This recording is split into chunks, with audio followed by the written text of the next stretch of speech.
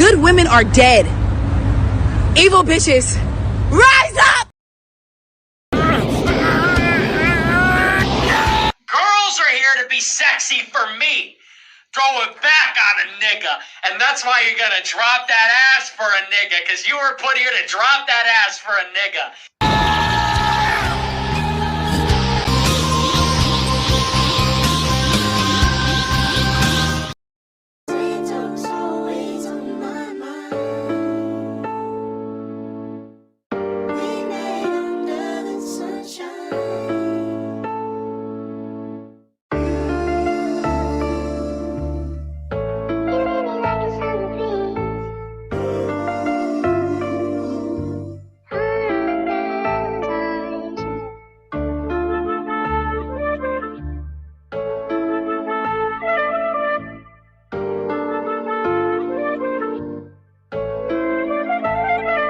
So be.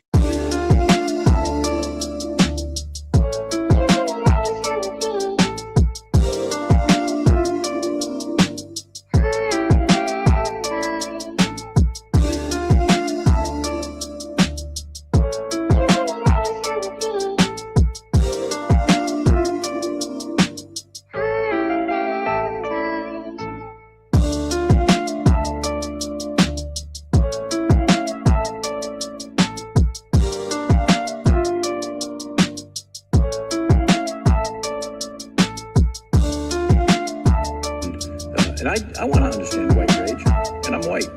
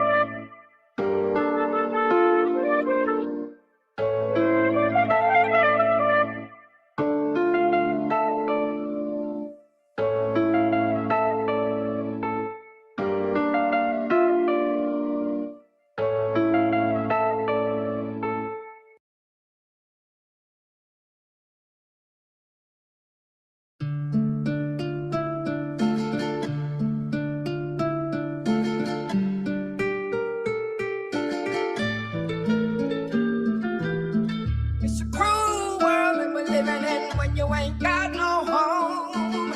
I caught my woman with a man and it took my soul.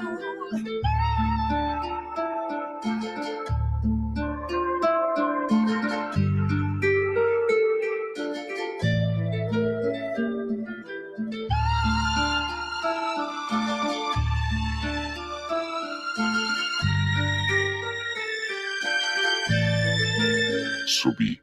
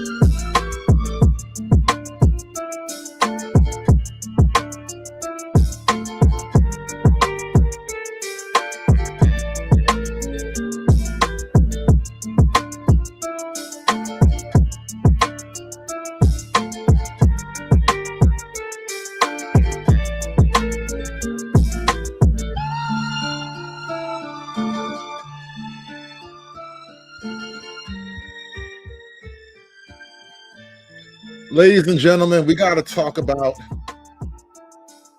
misogyny school.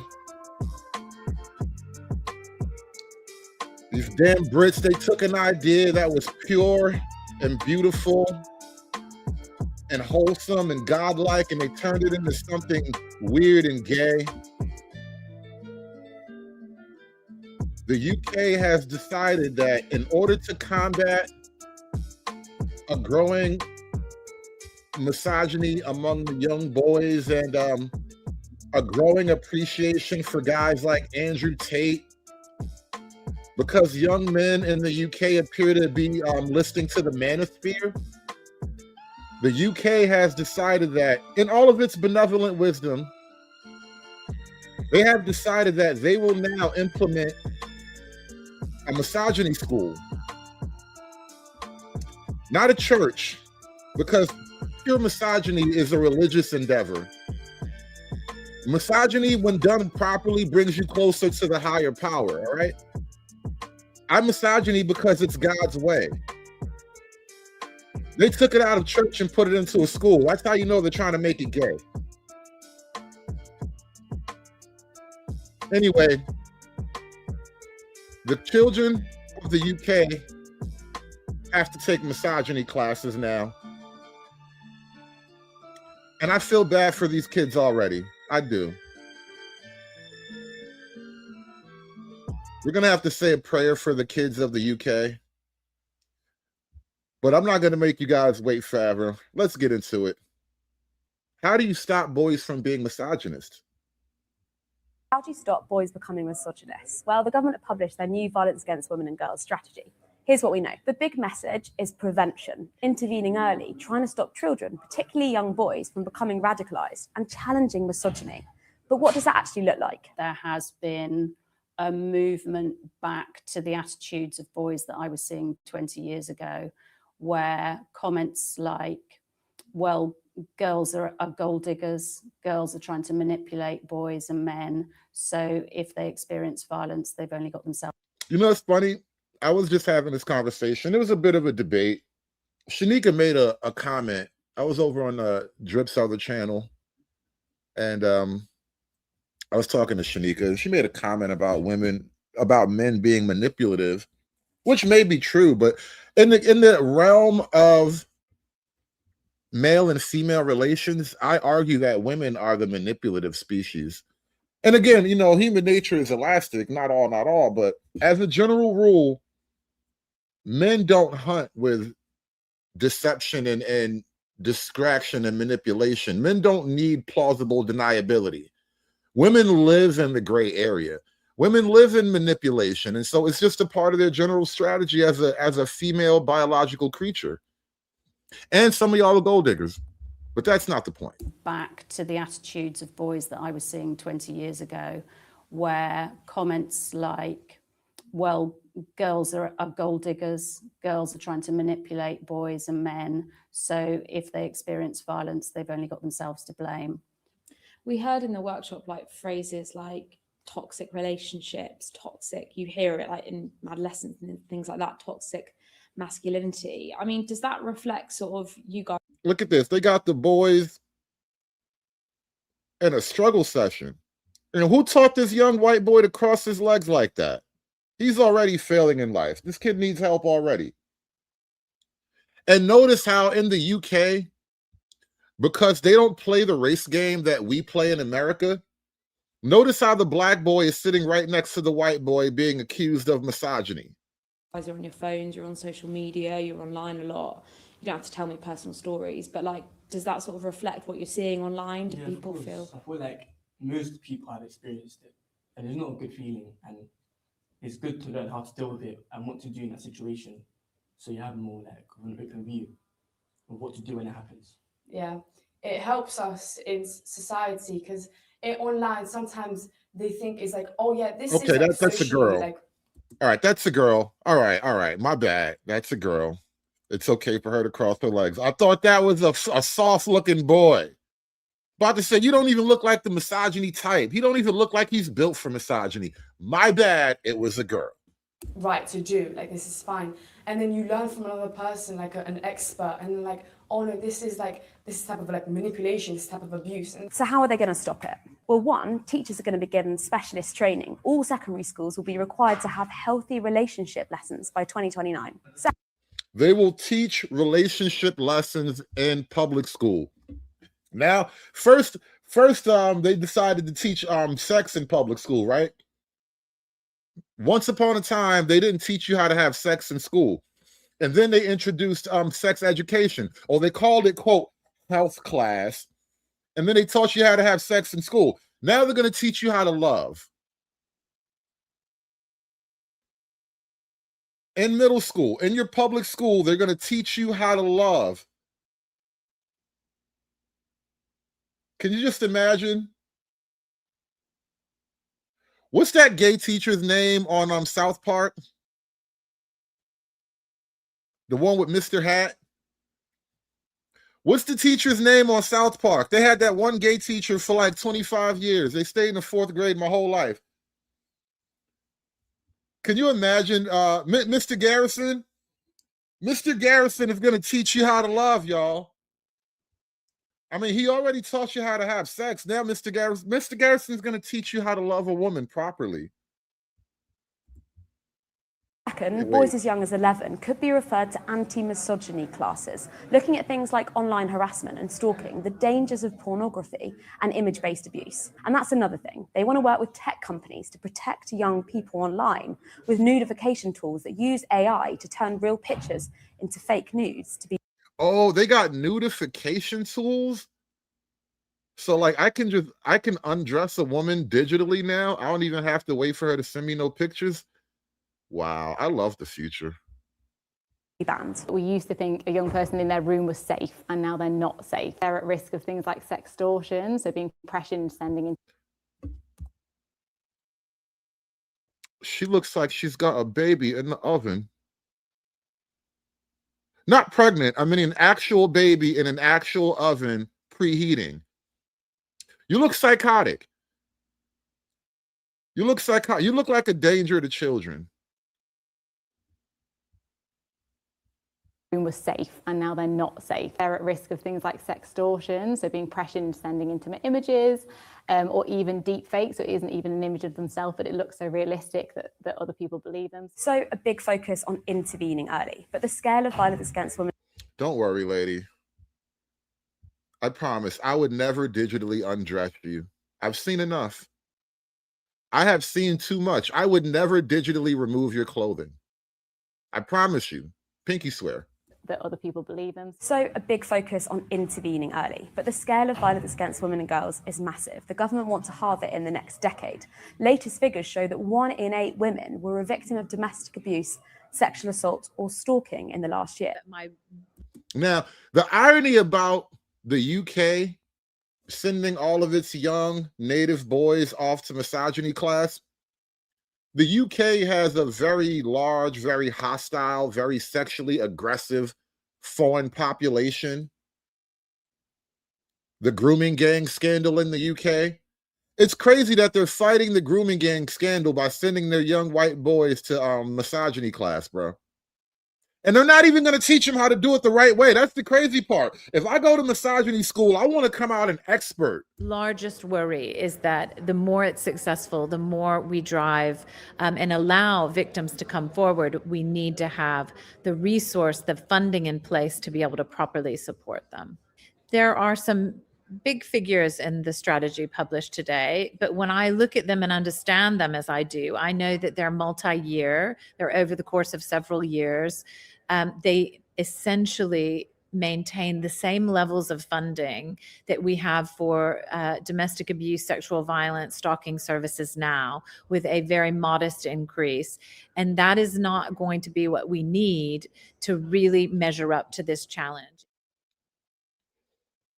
So they are attempting to protect women and girls by sending the boys to misogyny class. Shout out to Deacon Dave with the $2 super chat. Appreciate you, man.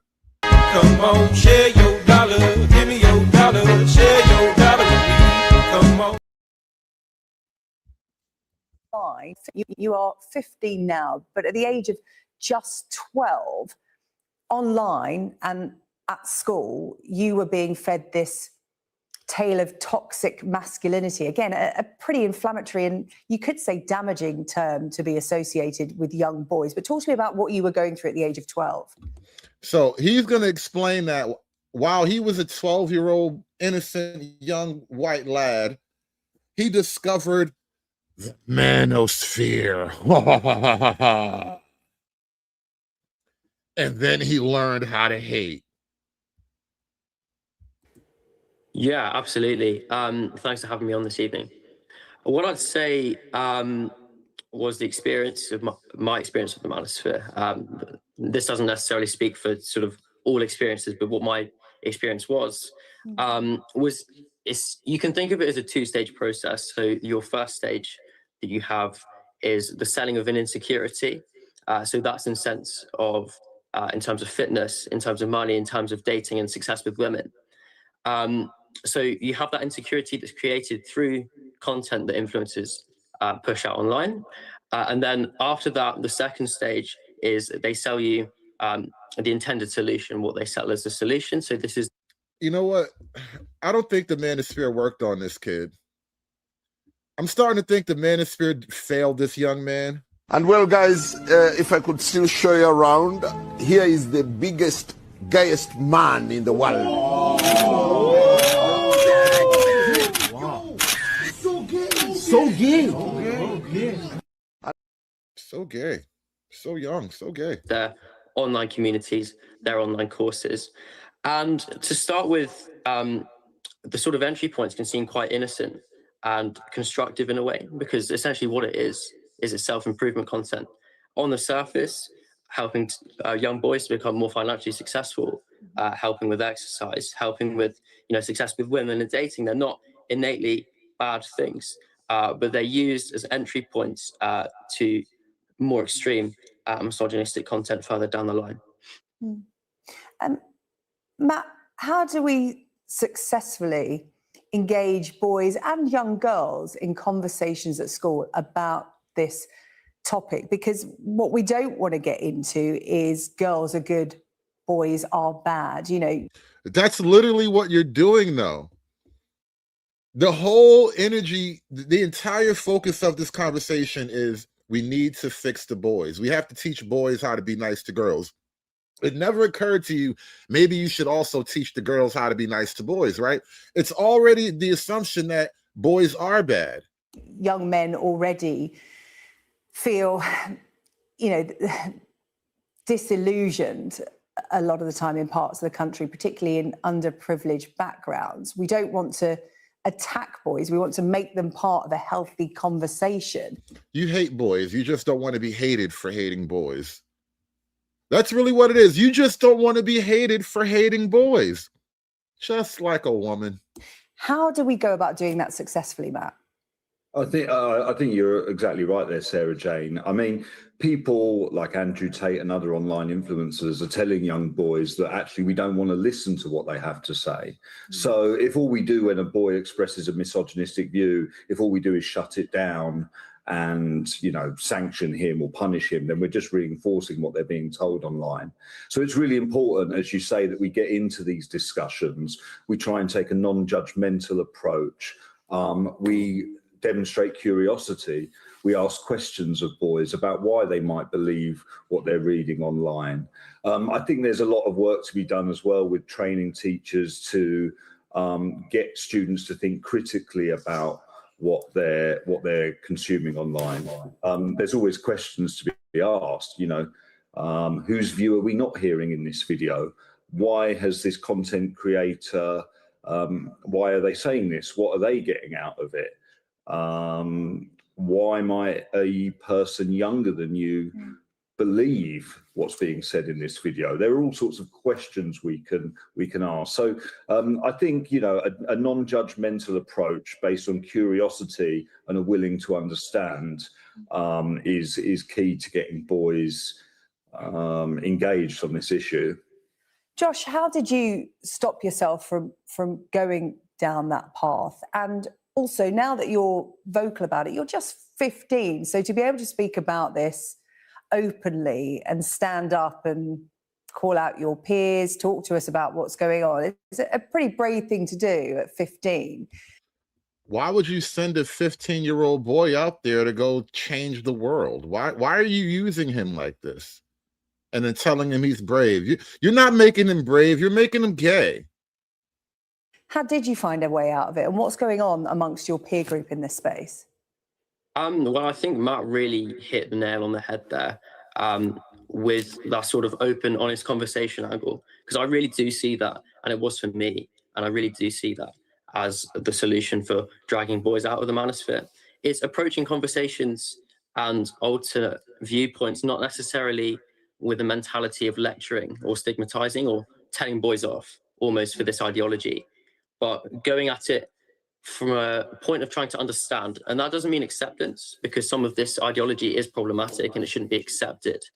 But from a point of understanding and tracing back to the root issues and the root insecurities that are leading boys down this path, and respectfully challenging it and going down to those root issues to sort of discover healthier pathways to drag them away and help them pursue and deal with those insecurities and those challenges that make them susceptible to these algorithms and these communities in more constructive ways.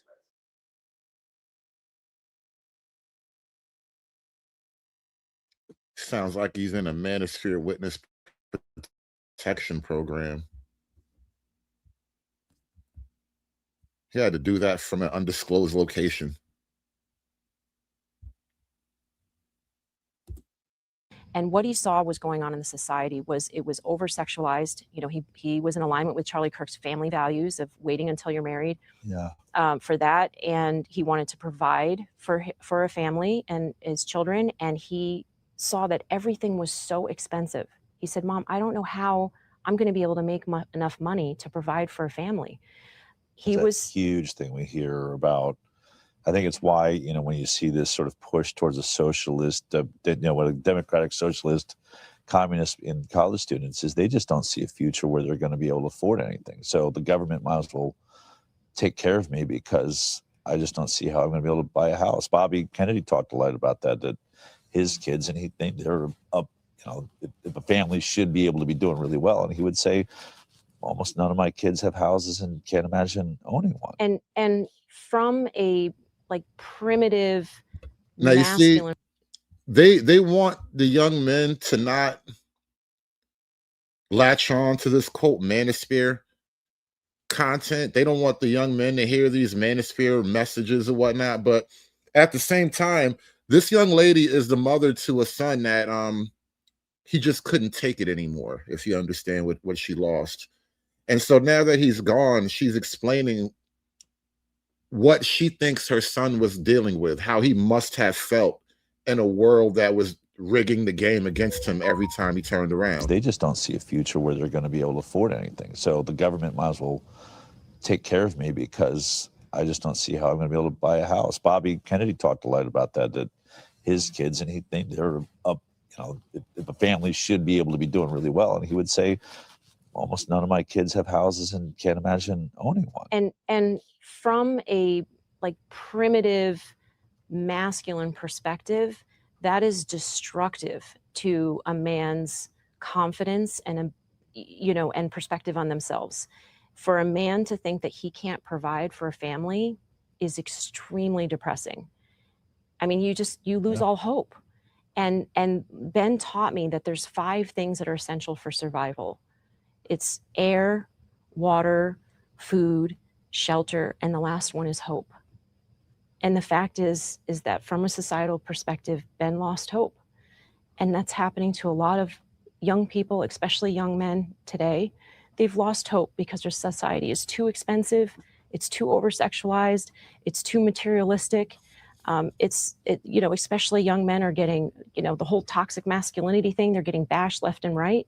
Everything on media is that the men are stupid and the women are smarter.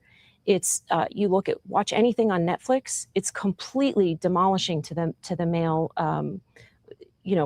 to the male persona. It's very destructive.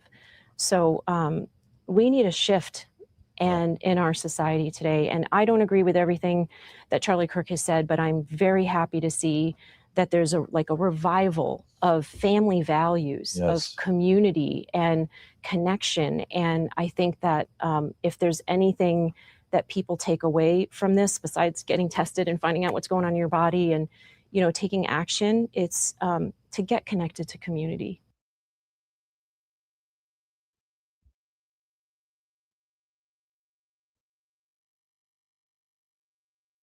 Government's new strategy to tackle misogynistic children will cover everything as Minister hits out at Kemi Badenoch's criticism LBC. The leader of the opposition said the problem was born out people coming from cultures that don't respect women. Victims Minister Alex Davies-Jones has hit back at Kemi Badenoch's criticism of the government's plans to roll out anti-misogyny courses for children, telling LBC the strategy will cover everything. Ms. Davies-Jones said ministers have left no stone unturned in looking at every single way to tackle violence against women and girls following the publication of its strategy. It comes after the Conservatives' leader claimed misogyny against women was caused by migrants from cultures that don't respect women coming into our country. Speaking to LBC's Tonight with Andrew Marr, Ms. Davies-Jones said issues are ingrained in children from a very early age because of what they see online. Misogyny lessons for young boys in push to stamp out violence against women and girls. Real concerns over AI and cognitive decline in children, teaching union boss warns. When asked about Ms. Badenoch's claims that the problem lies with migrants arriving in the UK from different cultures, Ms. Davies-Jones replied, "We have left no stone unturned in looking at every single way to tackle violence against women and girls, and that means everyone. We have not singled any type of perpetrator out because anyone can commit these crimes, that's why they're so prevalent. 1 in 8 women in our country has experienced domestic abuse, sexual violence, sexual stalking or harassment. That is horrific. And that they are real women going through real traumatic times and they all need our help." She added, "These are issues that are becoming ingrained from a very young age because of osmosis of what these children are seeing online, what they're being exposed to. We need to tackle this in the home, online, in schools, in the workplaces, in the streets, wherever this is. We need to stamp out this harmful, misogynistic behavior. We have seen a dramatic rise in strangulation cases because of what young people are seeing in pornography, and they are thinking that this is normal and what is acceptable. So we need to be teaching young people, everyone, not just young people, about what is a healthy, consensual relationship. The government has announced that we will be banning the depiction of strangulation, making it a new criminal offense in pornography. Earlier on Wednesday, Safeguarding Minister Jess Phillips revealed that female teachers are being targeted in schools. The Safeguarding Minister told Nick Ferrari at breakfast that children as young as 11 could be referred to anti-misogyny courses if they display problem behavior. Such behavior includes acts such as sharing intimate images, the MP for Birmingham Yardley confirmed. Teachers will also be given specialist training to talk to pupils about issues such as consent, and children who show harm towards parents, siblings, or in relationships will be signed up to behavior change programs. A new helpline will also be set up for teenagers to get help over concerns for their own behavior in relationships. Measures already announced as part of the cross-government strategy have included introducing specialist rape and sexual offences investigators to every police force, better support for survivors in the NHS, and a £19 million funding boost for councils to provide safe housing for domestic abuse survivors. The latest measures for educating children is backed by a £20 million package, with £16 million invested by the government, which is working with philanthropists on an innovation fund. Ms. Phillips told Nick, "I go into schools and most constituency MPs across the country will be going into schools, and actually the teaching unions came out, I think around 9 months, to say that the growing levels of misogyny that they were seeing both targeted at girls in their schools but also at teachers, female teachers. Look, I'm not going to teach teachers how to suck eggs, they know what, and they're already telling us what they can see." She likened the early intervention to how governments similarly tackle terrorism or knife crime. If there was any concerns around things like knife crime, them growing up in Birmingham, or if they were showing extremist views. The government provides schemes for teachers, whether that's the Prevent program, whether that's things to do with reducing knife crime incidents. There were schemes for those people to be sent on, and they haven't existed for this particular crime site. Schools to take part in the teacher training pilot will be chosen next year, while ministers aim for all secondary schools to teach healthy relationship sessions by the end of this parliament. It comes as Department for Education commissioned research found 70% of secondary school teachers surveyed said their school had actively dealt with sexual violence and/or harassment between children. Prime Minister Sir Keir Starmer said, "Every parent should be able to trust that their daughter is safe at school, online, and in her relationships." But too often toxic ideas are taking hold early and going unchallenged. This government is stepping in sooner, backing teachers, calling out misogyny, and intervening when warning signs appear to stop harm before it starts. This is about protecting girls and driving forward education and conversation with boys and young men, which is a responsibility we owe to the next generation and one this government will deliver.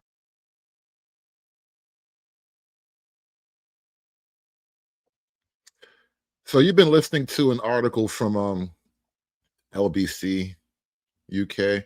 Now they actually have a TV program on the LBC, and let's get a look at that right quick. More details now from the New Labour strategy MP. to tackle misogynistic children Hold will on a cover second. Oh, everything why as did I Minister do hits that? out at Kemi Badenoch's criticism LBC. The leader of the opposition said the problem was borne out people coming. Sorry about that.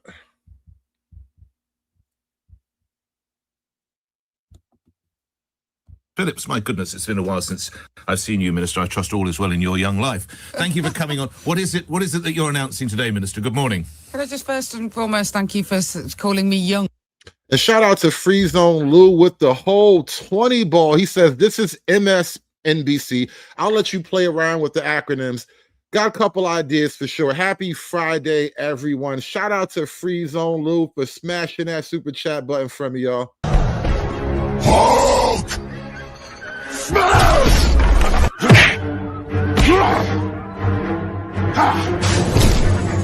Smash you!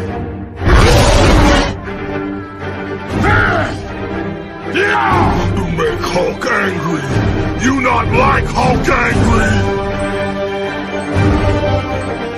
Hulk no like fighting girls.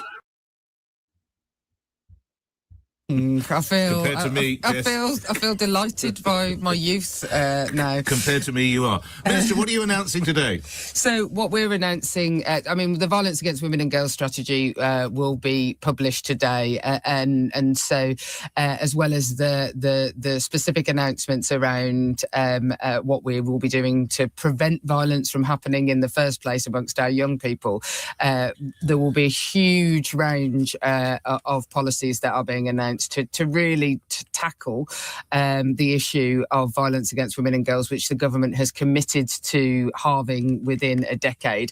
And so around the schools announcements that are part of that broader strategy, we will be both ensuring that good evidence-based healthy relationship education is rolled out by the end of the Parliament to every secondary state school in the country, but also this targeted approach.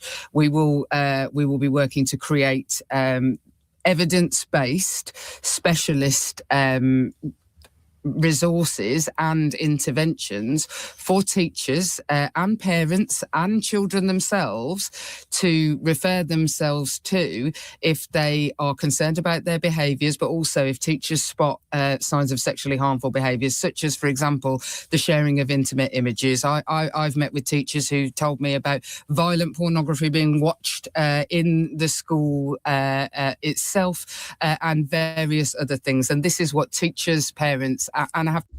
Wait, why don't you just ban phones in school then? Why don't you just make all the kids leave their phone in their locker or something like that? To say the victims of young violence in this area have asked for. You say that the government target is to halve it. What level are we at now then? What are the number of offences? Say that again, sorry, Nick. You say the government target is to halve the number of offences. Yes. Yeah. What is the level we're at now, Minister? So 1 in 8 women last year reported that they had been a victim of violence against women and girls. And on the basis of the ONS, the Crime Survey of England and Wales, there was 10 million incidences in the last year using the combined metric of domestic abuse, stalking and sexual assaults, including rape. What is the sort of behaviour an 11-year-old boy would exhibit that would give cause for concern? Look, I mean, I think I've given you some examples. The issues of... I mean, really, what are your 11-year-olds really up to? I mean, how bad are your 11-year-old kids? Are they black? Like, what the hell is going on with these 11-year-olds? So that porn was 11-year-old boys exchanging porn. Porn. I mean, like, I go into schools, and most constituency MPs across the country will be going into schools. And actually, the teaching unions came out, I think, around 9 months ago to say that the growing levels of misogyny that they were seeing, both targeted at girls in their schools, but also at teachers, female teachers. Look, I'm not going to teach teachers how to suck eggs. What? They know what, and they're already telling us what they can see. Teachers to say that the growing levels of misogyny that they were seeing, both targeted at girls in their schools, but also at teachers, female teachers. Look, I'm not going to teach teachers how to suck eggs. They know what, and they. Now, if I told one of your teachers to go suck eggs, would I have to take one of these misogyny classes too? What is an egg sucking thing? You know, the British, they have weird slang. You know, they call trucks lorries. They're an odd people, but technically we come from them, so we have to give them a pass. But they are an odd bunch of people. They really are. What an odd thing to say. I know, bro. Shout out to Rational B with the $2. He says, let me do this properly. With so much drama in the LBC, it's kind of hard not embracing misogyny, but somehow, some way. I keep telling these bitches they ain't shit like every single day. Shout out to Rational B with the $2 super chat. Hit that like button, y'all. I need that money. Hoes mad, hoes mad, hoes mad, hoes mad, hoes mad, hoes mad. This is about targeting women of color in the United States of America. Don't tell me, because I didn't get a single apology. Time has expired. My life was threatened. Thank you. Hoes mad, hoes mad, hoes mad, hoes mad, hoes mad, hoes mad, hoes mad. already telling us what they can see. So the kind of behaviours that we are talking about are the things like the sharing of intimate images, and whether people are showing sexually aggressive behaviours. And if my son, you know, I am the mother of two sons, although they are neither of them any longer at school, because unlike you asserted, I am not actually that young. Always young in my eyes. Oh, that's very kind of you. But what I know is that my son's school, for example, if there was any concerns around things like knife crime, them growing up in Birmingham, or if they were showing extremist views, the government provides schemes for teachers, whether that's the Prevent programme, whether that's things to do with reducing knife crime incidents. There were schemes for those people to be sent on, and they haven't existed for this particular crime type. So a behaviour change programme, Minister, who would take those sessions? Would they be specialist teachers? Would they be existing teachers? Who would staff them? So in the very first instance, we're going to have to invent this, Nick, because this doesn't currently exist. And so what we will do is we will commission evidence-based pilots to look into exactly what behaviour changes in sexually harmful behaviours or misogyny that we can commission, and they will be rolled out. But look, I think that the reality is that this stuff is always best delivered by specialists working alongside and training teachers to do it as they go. They're going to have misogyny specialists. And I never got a phone call. I really feel offended. I feel personally slighted that the UK put out a call for a misogyny specialist. Like, I'm right here the whole time. You could have asked me. I would have given you some advice. In a related conversation, the government announced there will be the so-called grooming gang inquiry, but you'll be aware that some of the survivors have decided that they want to come away from taking part. How disappointed are you by that news, Minister? I think that just for clarity, I don't think that the victims have said that they won't take part in the inquiry. Is that some of the victims had left the victims panel, which led up to the just to be clear. Of course. And look, what in the positions that of the chair in Anne Longfield, a long and very, very conviction-driven children's campaigner.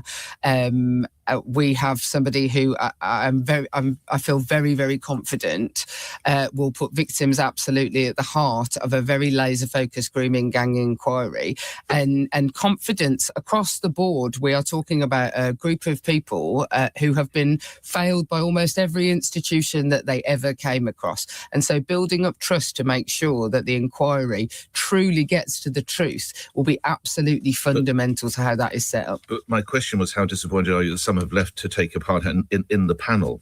I mean, that must be disappointing. Oh, look. It's always hard when people don't feel that they can take part. And actually, I take every word that victims from all sides of this debate say, and I take it on board very, very deeply.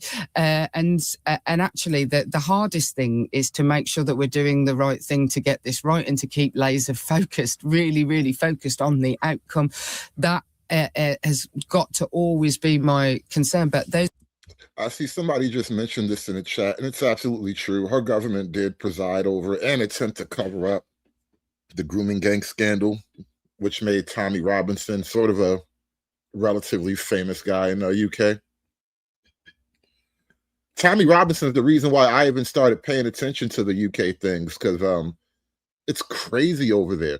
Shout out to Romello with the $5 super chat. In about 100 years, English is going to be invaded.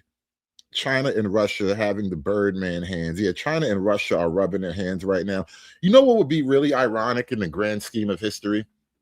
So America starts out as like British colonies, and then, you know, we grow, we establish ourselves, we get our own thing going, and then we don't want to be British no more. We want to be Americans. So we chase the British away.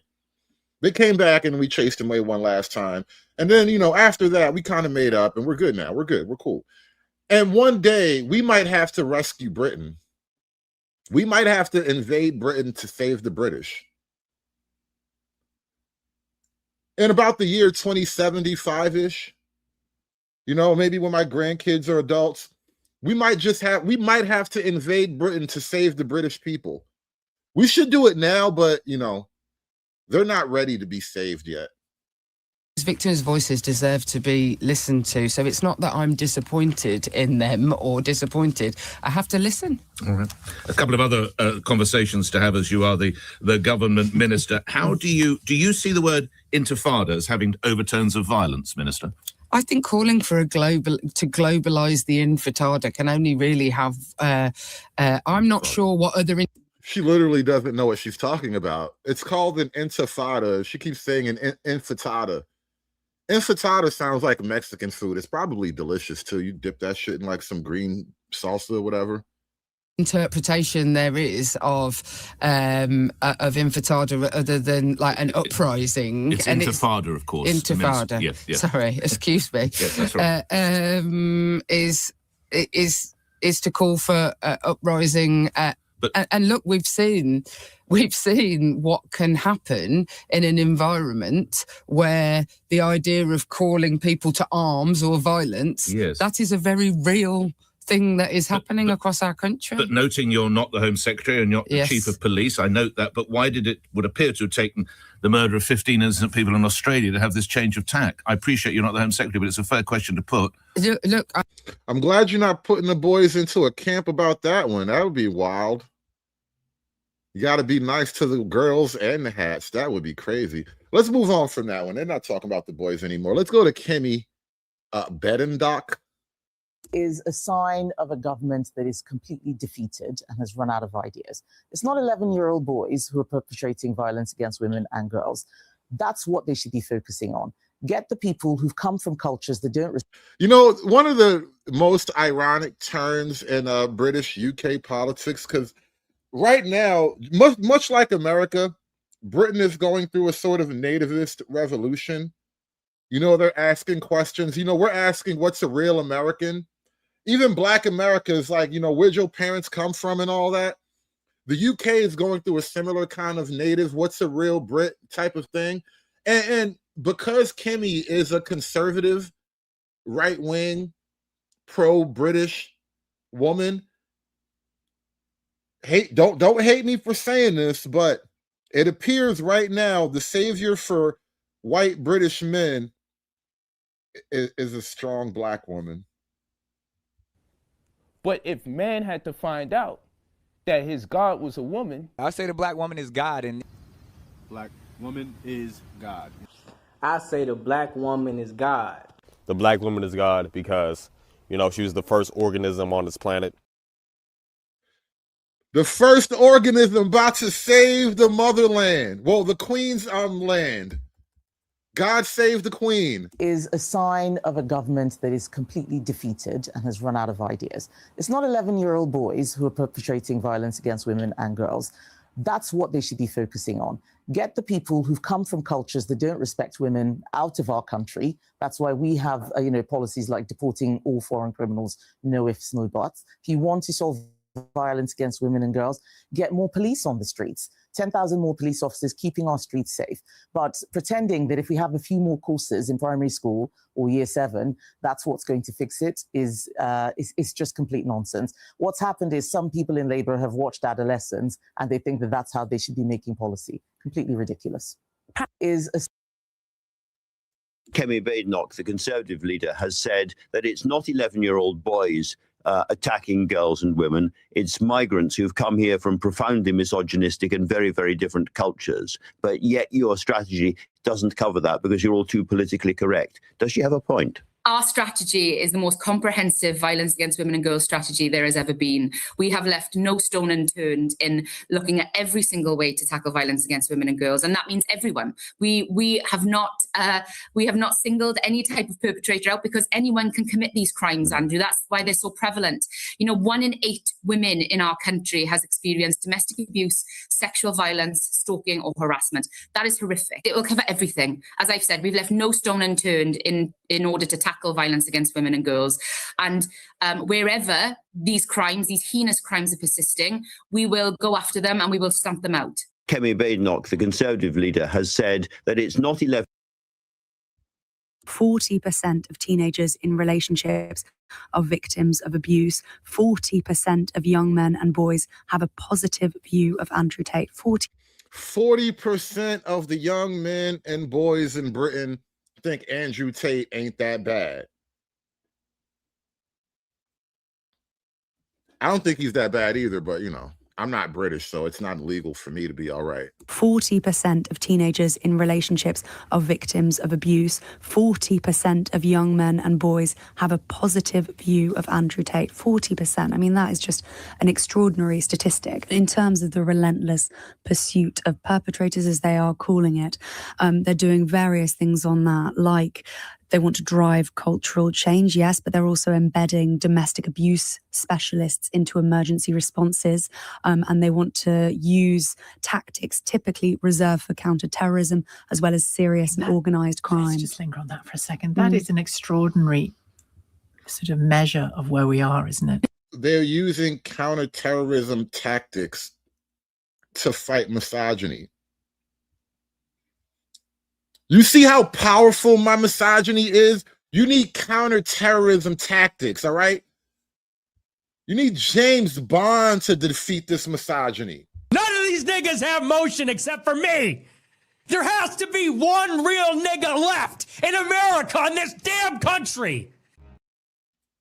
If a young person, a young boy, is radicalized into deep misogyny, thinking it's okay to harm the girls he's at school with, or worse still, rape or kill the girls he's at school with, or just to, you know, trash talk them either to their face or with other people, that is a form of extremism. And there's no way around that. It's extremism. It's not poor behavior. It's not boys being boys. It's extreme. You know, the more I cover this content, the more it looks like really funny looking women complaining about boys being mean to them. Hoes mad, hoes mad, hoes mad, hoes mad, hoes mad, hoes mad. This is about targeting women of color in the United States of America. Don't tell me, because I didn't get a single apology. Time has expired. My life was threatened. Thank you. Hoes mad, hoes mad, hoes mad, hoes mad, hoes mad, hoes mad, hoes mad. So the scale of the problem is that you're 40% in teenage relationship abuse, but actually 1 in 8 women in our country last year were victims of some form of violence or abuse. So we are talking about an epidemic, and the government is responding to that as a national emergency. And so what will be announced today is the Violence Against Women and Girls strategy, which will focus, I have to say, for the very first time, on truly trying to prevent that crime happening, dealing with the perpetrators. Did you hear that? For the first time ever, the government's going to listen to women. For the first time ever, the government's going to finally listen to women. Wow. Of that crime. And as always, the importance of supporting the victims. And those measures will be all announced today in the House of Commons, and many of the things that you will have seen today are part of that. There's a lot being announced today. It's taken 18 months to get to this point, though. One rape crisis centre says because of the delays, they were forced to start turning away women for therapy for the first time in their 40-year history. Are you concerned that the wait for a strategy to help women is ending up harming? But I have to say that the strategy has not stopped any of the funding that goes to the front line. So I feel slightly concerned by the idea that they're waiting for a document about the next 10 years. And there's been £1 billion worth of funding that for victim services that has been announced as part of the strategy. And that's an increase in funding for refuge, an increase in funding for rape counselling services. I was with Wes Streeting this week announcing for the whole country, for the first time, we will have therapeutic support centres for child victims of sexual abuse. So I have to say the delay is entirely down to the fact that I wanted the strategy to be. I don't even want to make a joke or anything about that, but what is a therapeutic abuse center supposed to do? You know, I'm trying my best not to make a weird joke here, but like, cringe as hell. be as brilliant as and ambitious as I feel it is today, and I could have met the deadline and totally missed the point. It's a £20 million package we're talking about here. The Domestic Abuse Commissioner for England and Wales, Dame Nicole Jacobs, said, quote, "The level of investment to achieve this falls seriously short." If you're really serious about this issue, why are we talking about, in government terms, such small sums of money? I mean, I have to say, as somebody who has campaigned on this for decades and worked in the sector for many, many years and still holds a huge caseload of victims' cases, it would have been manna from heaven to hear that £1 billion was going into victim services. Now, she's supposed to be getting to the bottom of the whole grooming gang scandal. I don't know if she solved that yet, but she's going to fight misogyny in young 11-year-old boys. We'll figure out the grooming gang thing tomorrow. And so I have to say, I slightly reject that framing of this. Who in any sector doesn't always want more? But it isn't just about money. If all I did was give more money to things that had already existed and just did a bit more of what was already being done, what I would end up with is a slightly nicer system for the same number of victims. The government has been ambitious. It said it wishes to halve the incidences, and that means putting investment into prevention. It means looking at how we tackle the perpetrators, whether that's with rape crisis units in every police force or online operatives trying to find the people who are doing this. It is different, and I understand for a lot of people that is going to feel unusual. But the definition of madness is doing the same thing and expecting a different result.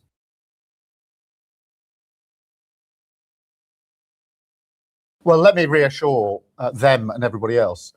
Violence against women and girls is a critical mission of the government. So it's a political priority. It's also a personal priority. I've been working on this for the best part of 20 years. I've been absolutely determined to bring about this strategy. We wanted to bring in experts and groups and organisations that are absolutely expert and experienced. I'm really pleased we did that. We hosted them in Downing Street. I opened that, and I wanted to be part of the launch of the strategy. So let me reassure them that this is a real priority for the government and a real priority for me. I'm determined that we're going to halve violence against women and girls. Really difficult to do. I know that, they know that, but we are absolutely going to do this. And this strategy is, I think most people who've seen the strategy say this is a really good strategy. I've obviously spent a lot of time when I was chief prosecutor dealing with those that have already been arrested and being put through our criminal courts. And yes, we need to improve that service and the protection that goes in for victims and survivors. But I've also been absolutely determined that we get in the preventative bit. And that's why it's really important to be here at the school, seeing young people go through relationship discussions. We've seen teenagers having quite open discussions about what is a healthy relationship, what is not a healthy relationship. Because in the end, we have to do the preventative bit as well. And I'm really conscious that, and I saw this for myself, the age at which individuals are in abusive relationships sometimes, or being abused or subjected to violence, is going down, not up. And therefore, yes, I want to strengthen what we do when we actually are able to prosecute cases, but I absolutely want to get in at the very early stage, protecting children who may be being exposed to abuse, maybe in their own household, but also just that discussion about a healthy relationship, boys and girls, but particularly boys, teenage boys. I think it is vitally important.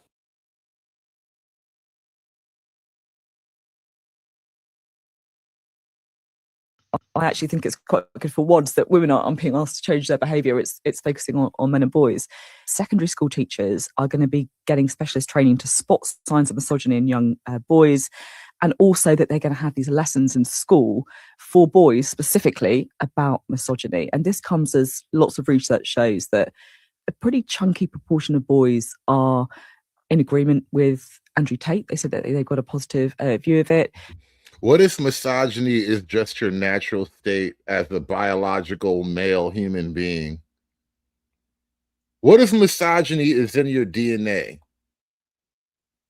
Like I have a theory that misogyny is really located somewhere deep in your testicles. That's really kind of, your testicles generate testosterone. And testosterone also generates misogyny. So it comes from your balls, and it's not their fault, is all I'm saying. What if this is just how they are? They're going to have these lessons in school for boys specifically about misogyny. And this comes as lots of research shows that a pretty chunky proportion of boys are in agreement with Andrew Tate. They said that they've got a positive view of it. You know, your kind of granddad's generation to your father's generation to this generation, it feels like attitudes were getting more progressive. And I feel that actually, when you look at young people now, kind of younger generation now, I feel that that trajectory has changed. I think that's really, really interesting. And I think it is also really, really striking, some of the statistics that they have released, you know, suggesting that 40% of young boys have a positive view of Andrew Tate. That's staggering and terrifying in equal measure. I also think it's interesting. It's only £20 million going towards this. It's initially a pilot scheme for next year, 2026. It'll be mandatory by 2029. So it's long-awaited strategy. It's not going to have immediate effect.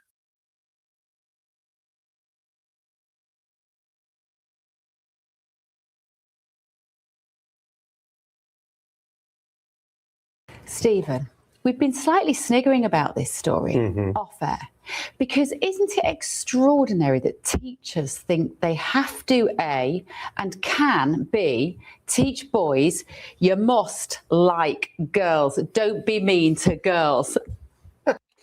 You know, I was making this comment in a completely different context. You know, we were talking about how yesterday we were talking about Black women having this like free PR team. You know, there's all these dudes that want to get on the internet and tell you that you got to date a Black woman. You're not a good Black man if you don't fall in love with a strong Black woman. You know, all this PR for free, right? And my problem was that, you know, coochie sells itself. You shouldn't need PR. And because these are children, I'm not going to make it a coochie sells itself thing, but girls being liked by boys is nature. If the girls are unliked by the boys, it sounds like a skills issue. As a girl, as a young girl, boys are supposed to just like you generally. You know, not all, but most. And so if the boys are just like, about the girls, maybe there's something going on with the girls. I don't know.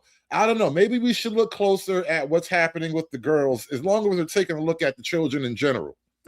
What is going on? Yeah, I mean, once you've reached the point where you are tasking public school teachers with implementing a curriculum about...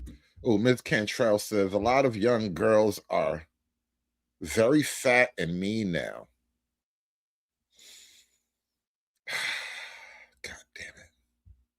God damn it. Make it stop.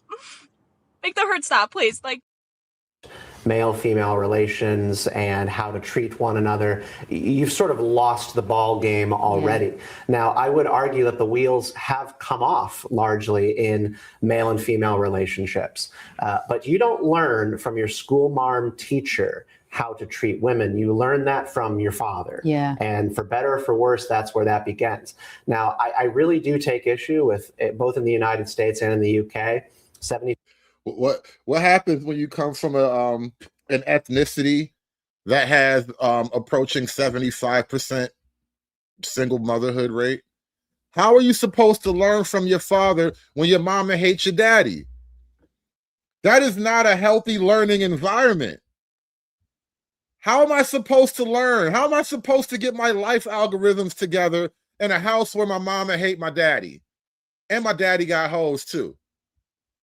5 to 80% of school teachers being female. We've sort of had a male flight from the classroom over the past couple of decades that is incredibly damaging to young boys, because that is where they are going to actually learn how to be men. Being a good man is what we need more than how to be gentle and feminine in your relationship to women. And I have no hope that this is going to have any positive effect on British young people as long as they are still hopped up on and watching porn, where they are developing. Are 11-year-olds really watching adult material? I mean, listen, if your 11-year-old is watching adult material, that really looks like a skills issue on the parents' behalf. I mean, come on. All you gotta do is take the phone, bro. Just take the phone. Give him an Etch-a-Sketch. Give him a Game Boy. All right, not one of these newfangled internet devices, an actual Game Boy. Give that nigga, give him analog toys for the next 5 years. Analog toys, that's all you get. You get Legos, building blocks, you get race cars, Game Boys, and water guns. If your children are watching adult material, you've clearly done something wrong. Violent tendencies in terms of their sexuality and having a completely warped understanding of what it is that women want and how they want to be treated. Absolutely. I couldn't agree more. Whoa. What was that last part? Is that women want in terms of their sexuality and having a completely warped understanding of what it is that women want and how they want to be treated. All right, now, I don't want to be this guy, but I have to, let me big screen. Let's get as close as we can here. Let me big screen this guy. Everybody in the chat, put a 1 in the chat if he does not look like a guy who knows how women want to be treated. All right. I don't think you know how women want to be treated. I think women have to tell you how they want to be treated. And then they're lying to you anyway, but still, I don't think you know, bro. I just don't. I get the feeling that you have a manual. You probably have like a Marine Corps manual for how to properly achieve orgasm in the female body. Shit was written in like 1944. I don't think you actually know, bro. Because quiet is kept. Women would be very upset if you made choke sex illegal.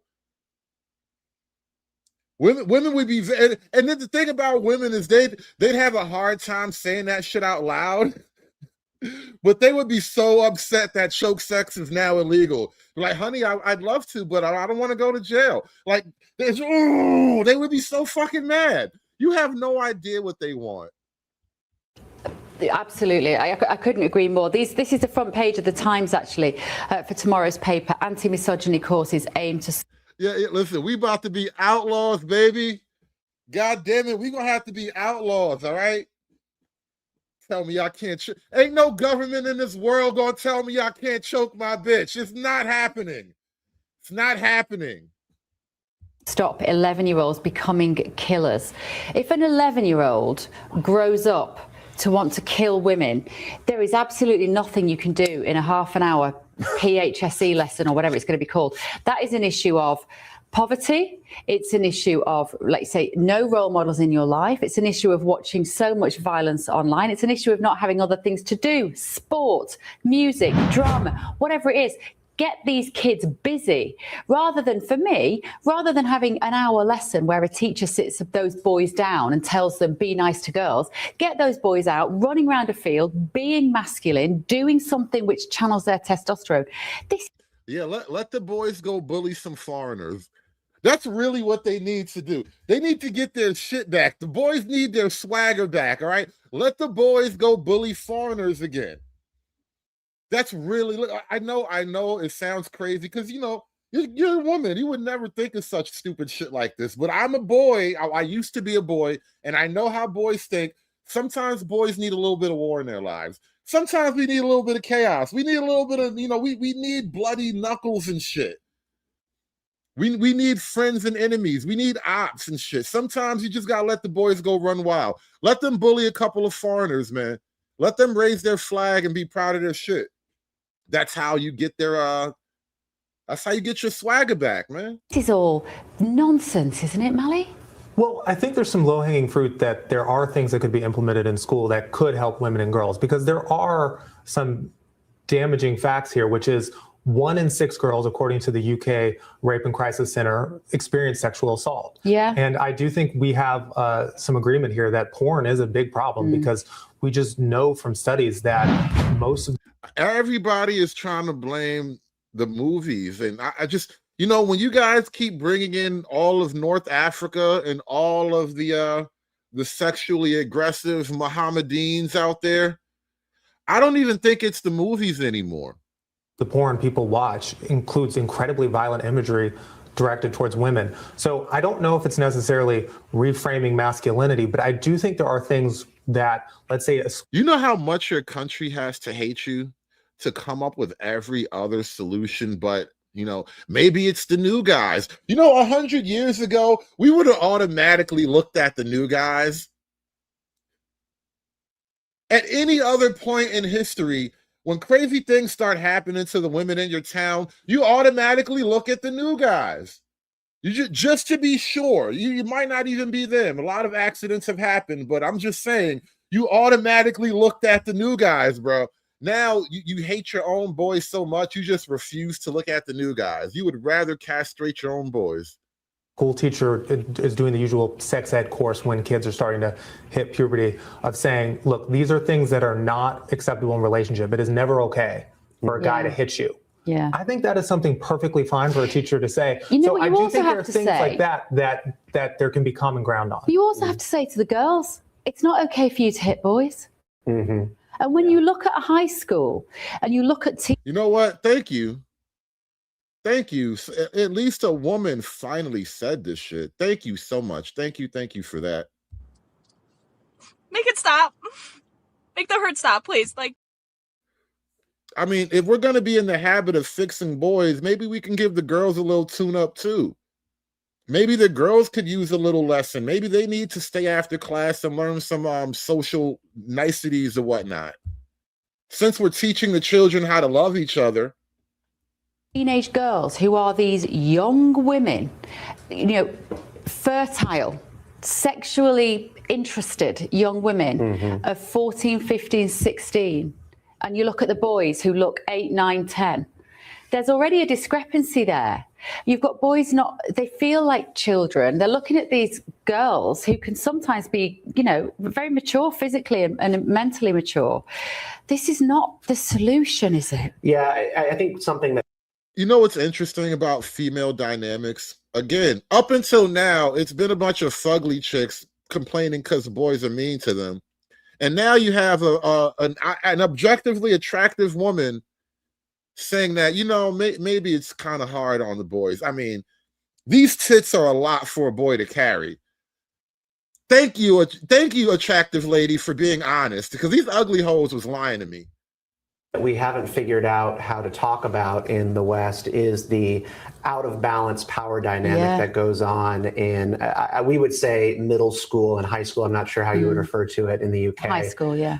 But I mean, with young girls sort of leaping ahead of young boys, both in their intellect, maturity, physicality, and then boys do this rapid catch-up act at the end of their childhood and into early adulthood. Yes, they can. Yeah, you know, that was a myth that they tell young men and women that somehow girls mature faster than boys. I don't know. When I was younger, I heard that many times growing up, just casually pick up things, you know, girls mature faster than boys. And biologically, I think that's relatively true.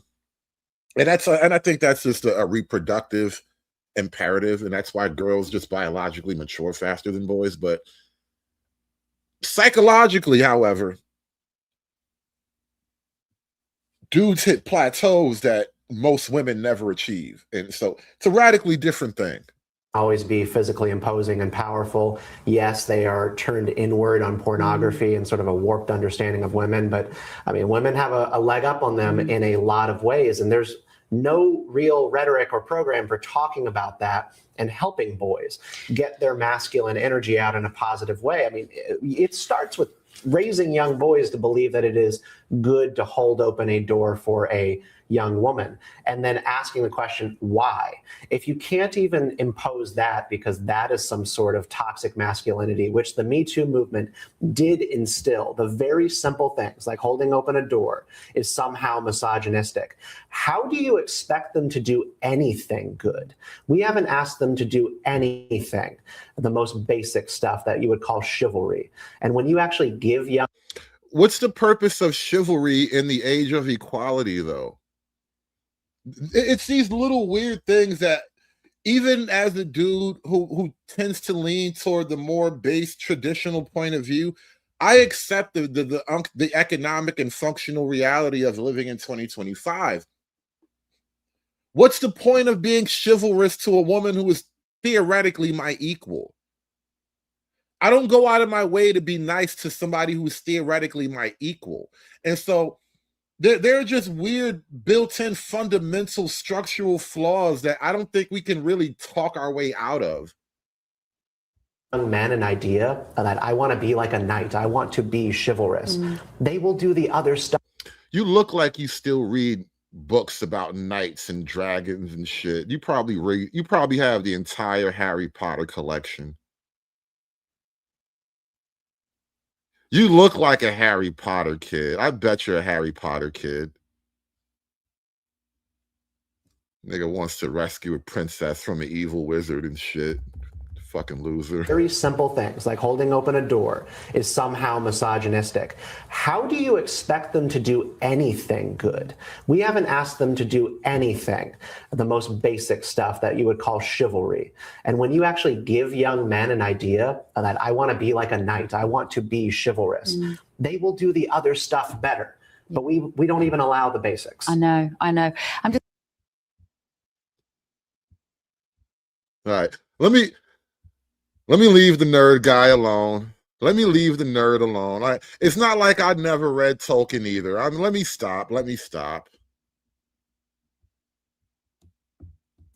Andrew Tate is gone, there'll be some other one who come along and say some other things. You're obviously still living rent-free in Elon Musk's head. Am I? So you're actually going to track people online. Yeah.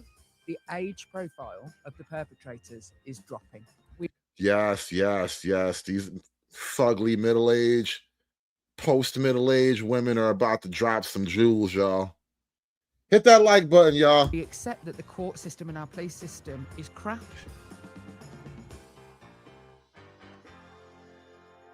Jess, thanks for coming on Electoral Dysfunction to talk to us about the violence against women and girls strategy that you have been that you left this pod to go and work on in government. I left you bereft. You left me bereft. Anyway, look, let's start off with this. There's 3.8 million people who've experienced domestic abuse in the year to March 2025. 1 in 50, 900,000, have experienced sexual assault or attempted sexual assault in the last year. As of October 2025, the backlog of cases is at an all-time high, with over 13,000 sexual offences cases awaiting trial. There have been violence against women and girls strategies since 2010. And since then, between 2010 to 2024, there was a 264% increase in the number of police recorded rape and sexual assault offences. What the hell is going on? What is going on? I mean, first and foremost, on I think it's the new guys. Have you checked the mosque? The data, actually, sort of quite paradoxically, you should celebrate there being more police reporting, because actually it's still a massively underreported crime. So one of the... Hey, Ms. Cantrell, thank you for reminding me. How did I frame that? All female politics are driven by some deep sexual frustration. I forgot exactly how I worded it, but it's essentially something like that. Ms. Cantrell says, do more uglier women want society more emasculated? Why? Similar to your sexual frustrations as policy root theory for women. Yes, I think almost all female policy is connected to some level of sexual frustration.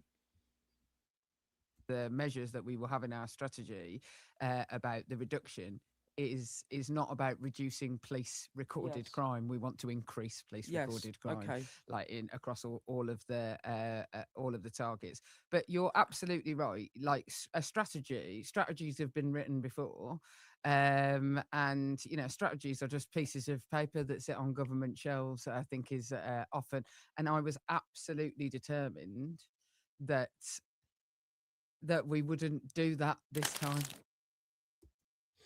Now, actually, I'm not even going to play this entire interview because it's like a 30-minute interview, and I really don't have it in me for 30 minutes of both of these broads.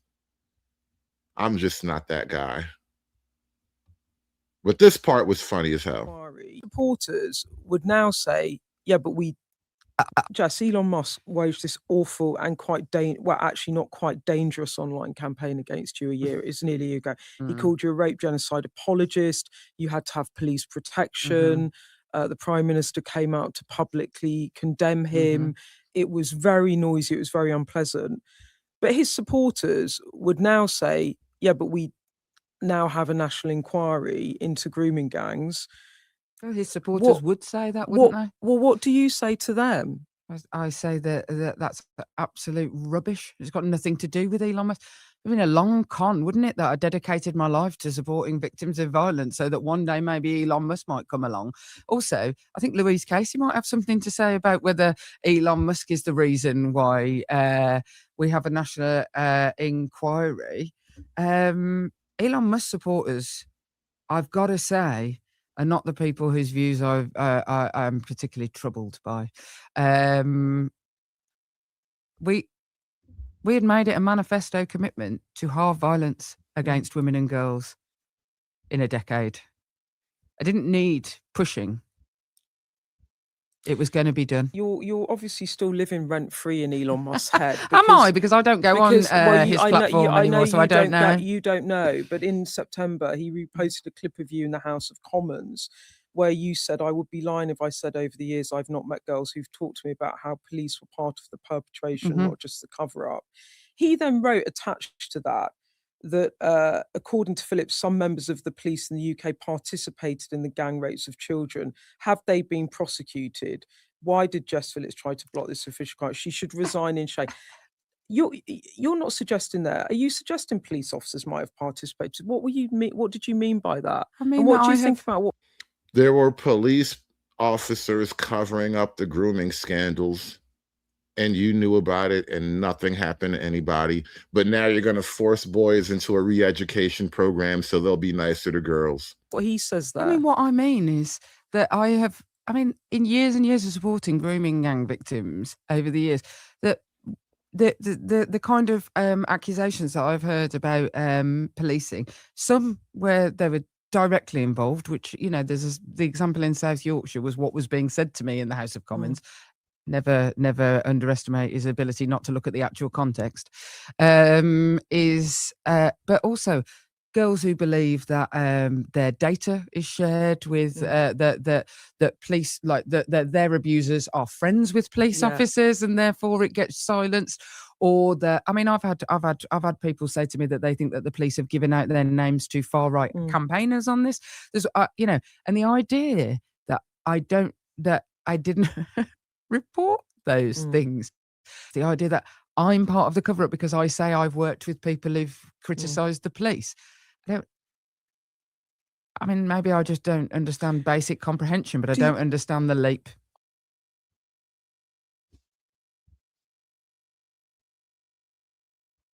I mean, the idea that strangulation ever was something in sex is completely weird to me. I'm like, what? We make men feel like they... Well, she's never been choked right before. I mean, the idea that strangulation ever was something in sex is completely weird to me. I'm like, what? We make men feel like they are not part of this. Well, look, that's what's been the status quo for all these years, and it hasn't worked. So let's look at what we need to do. We have got to talk to young men about the things that they are seeing. First and foremost, we've got to stop them seeing masses of violent misogyny. So one of the things in the strategy is to ban strangulation in porn, because young people, you look at the data around young women who are talking about regularly being strangled during sex. Now, did they say they liked it or nah? I think you're leaving half the story out.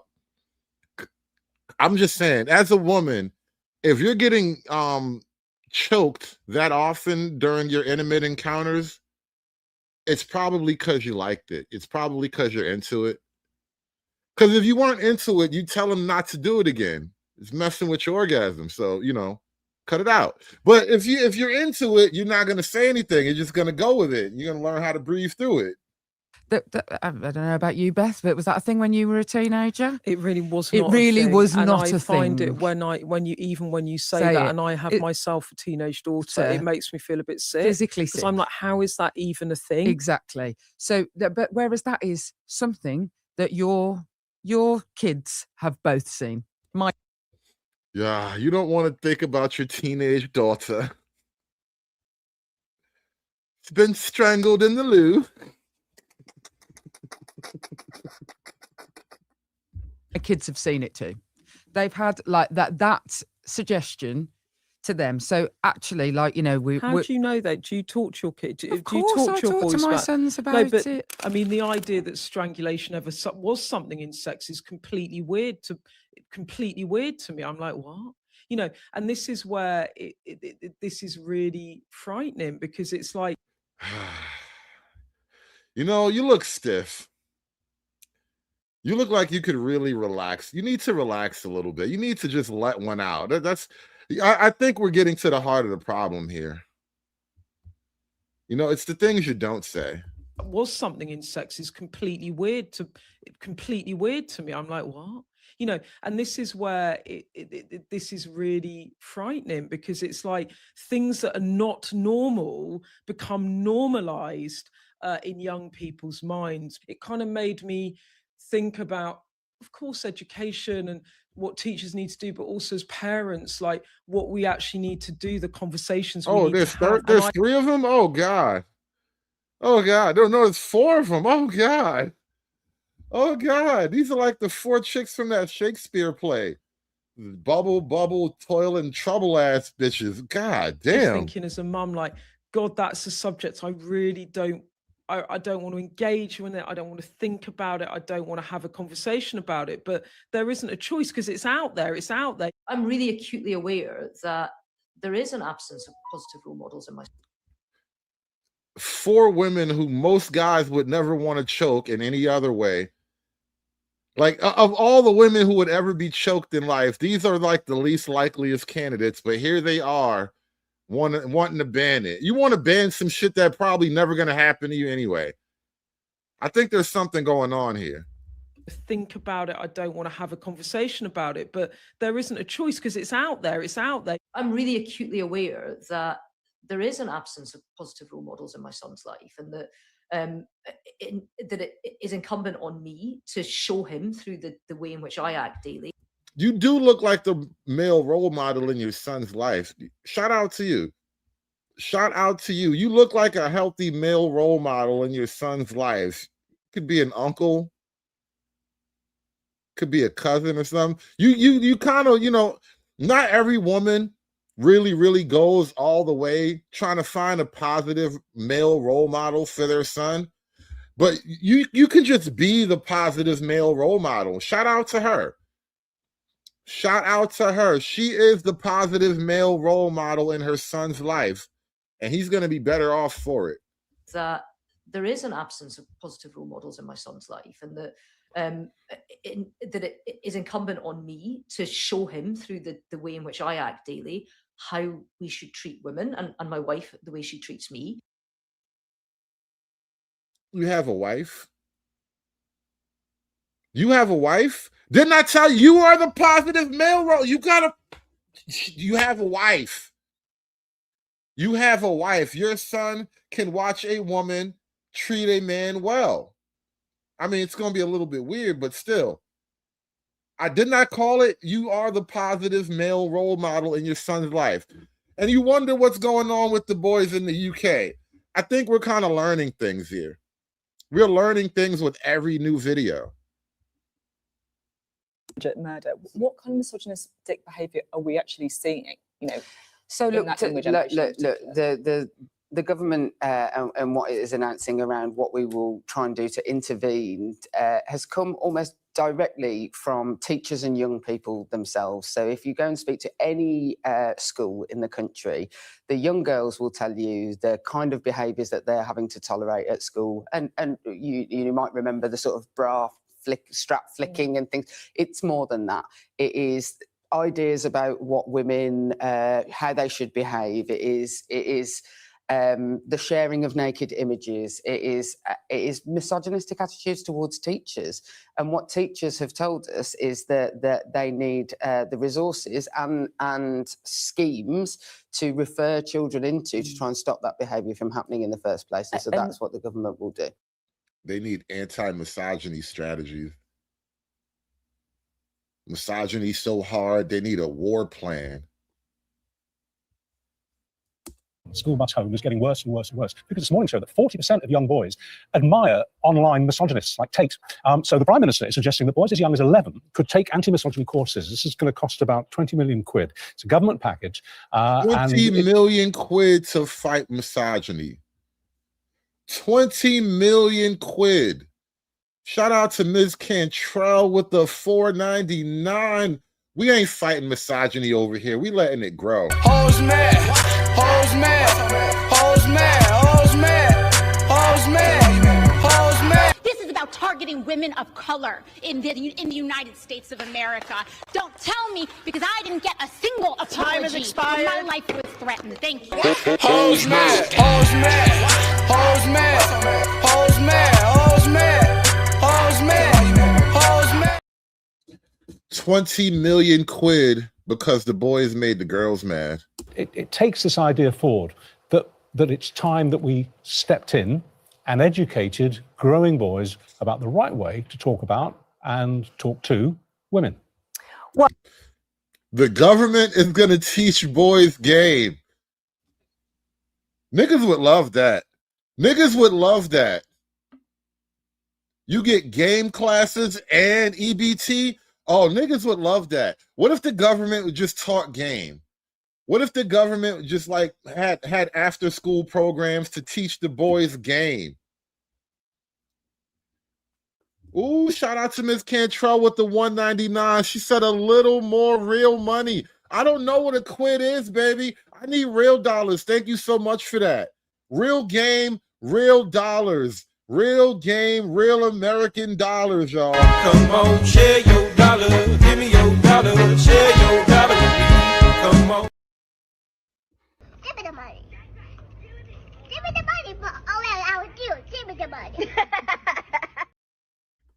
The government should teach game. Game should be like an extracurricular class that you get after school. It should be like a club. You know how like they have, you know, the French club, they have a book club, they have a chess club, they have sports after school. You should be able to join the game club. Oh, we're going to speak to Safeguarding Minister Jess Phillips, who joins us from Westminster this morning. What do you make of this? I mean, of course, there's already people saying without the proper finances, it's meaningless. Who is going to deliver this training with overstretched schools? But in principle, what is the crucial thing that needs to be taught? Well, good morning, both of you. And the first thing I want to say is that this is part of the government's violence against women and girls strategy that has to have, and I have to say, it is ambitious to halve incidents of violence against women and girls, which we will not do unless we invest and work on prevention. And this is absolutely fundamental to preventing the perpetration of violence against women and girls, both now and in the future. So what exactly this will look like is what the government is committing to is specialists working with schools on broader healthy relationship education, which is universal for everybody. But what is absolutely brand new that is being announced today, and you're absolutely right, Kate, when you say that sort of overstretched teachers and teachers have to do huge amounts more than I think they used to, certainly when I was at school, thanks to years of austerity, I have to say. Yeah, the teachers have to teach reading, writing, arithmetic, history, and how to talk to these hoes. You got to teach the kids how to not scare the hoes now. my constituency, Terrible. that's the case. But what this will be is specialist targeted programs for when teachers, parents or children themselves identify behaviours, whether that's within their relationships. Maybe a teenage girl would come forward to a teacher and say that a boy in the school had been trying to control her, or they see issues of misogynistic behaviour towards teachers, which teaching unions have told us are a real issue. And that teachers wouldn't just be left like holding a baby that they don't necessarily have the resource or training to deal with, that there will be specialised programmes to deal with that. Do you mean like a literal baby or like a metaphorical baby, like a problem? Because you Brits, you got weird slang and phrases. It throws me off. Can you speak American? See issues of misogynistic behaviour towards teachers, which teaching unions have told us are a real issue, and that teachers wouldn't just be left like holding a baby that they don't necessarily have the resource or training to deal with, that there will be specialised programmes to deal with that. How do you deal with this scenario? You have a lesson to an 11-year-old bunch of boys about misogyny and where to go right and where to go not to go wrong. And then they leave the class, they're on the bus home and they're online and they're looking at rampant, what they think is amusing, funny, interesting, anti-misogynistic or rather misogynistic stuff. So the lessons are being countered same day by what these boys are seeing online. How do you deal with that? Well, look, there is a number of different things that have to be done. I mean, obviously, looking at how we ensure what children see online is safe is also part of the strategy. And we have already, since July, age verification on pornography, for example, has led to a 77% reduction in the traffic going to Pornhub. So we are already seeing examples of where regulation in a tech environment will be helping this. But I suppose what I would say to your exact point, Richard, is that at the moment we have that without any trusted adults or context for those young people. We need to contextualize the world that our young people are growing up in. And this isn't about attacking boys. This is about recognizing that they are, I have to say, I feel like we have a lost decade where we didn't speak to young men or bring them in to be part of the solution in the growing epidemic of violence against women and girls, and say, you know, we want to help you so that these attitudes don't turn to terrible, dangerous and harmful behavior. And it isn't just harmful for women and girls, this violence. You know, it's not a happy life. I'm the mother of 2 sons. I don't want my children to grow up with the burden of having bad attitudes that lead them into criminality in the future. How about I don't want my sons growing up with the assumption that they're automatically a predator? What do they call it in Britain? You know, don't just accuse my boys of being a sex pest automatically. Like my boy is a good boy. He's not a sex pest, okay? He only chokes girls out of love and affection, like his father taught him. Of course, Jess, and you know, you're a mother of 2 sons, I'm a mother of a son. It's a delicate balance, isn't it?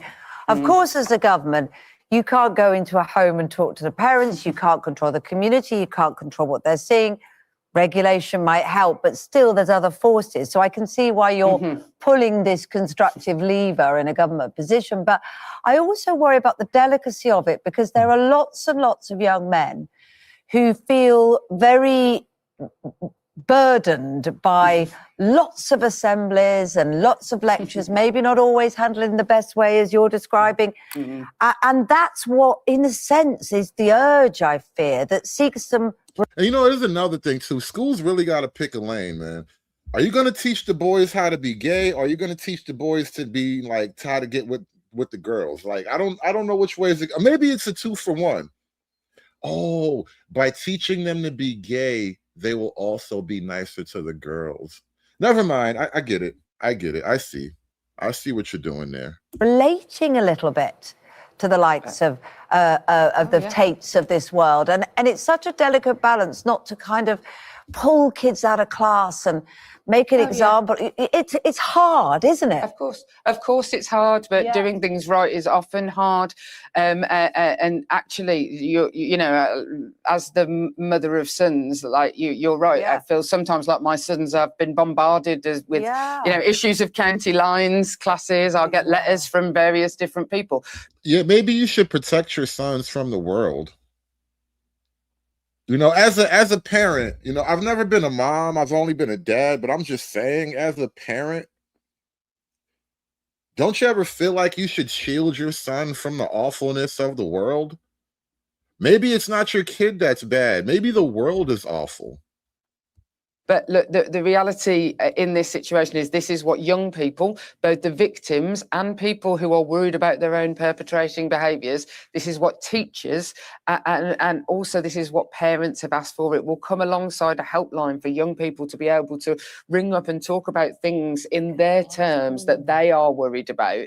And also the Department for Science, Innovation and Technology will be launching platforms to help parents look at what their children might be looking at online. So this is we have to take an absolutely multifaceted approach to this, and that is what the Violence Against Women and Girls strategy seeks to be for the very first time. Is not just like going, oh, I'm going to announce this one nice policy. We have to look across society. Of course. Speaking of intervention, which is what this is, let's talk about another aspect, just a little bit to one side of this central discussion we're having. Rachel D'Souza, the Commissioner for Children, has told this programme this morning that if measures to control the kind of awful rubbish that children are being exposed to, dangerous rubbish online, on their phones, doesn't start to work, within a year, she says, she believes that this country should go down the Australian route and simply ban smartphones, iPhones, whatever you want to call them, for under 16s. Do you think that's a prospect that might be nice to the girls, or we take everybody's phone away? I'm so glad I live in America. We'll shoot you over our phones in this country. And we're proud of it too. It's not even like a thing here. We will shoot you over our phones, and there's nothing you can do to make us feel bad about that shit. Happen, and B, if it did, would work? Look, what Australia is doing is absolutely brand new. And like I say, we are already seeing the bearing of fruit from online safety regulation that we have in this country, which I have to say is relatively world leading.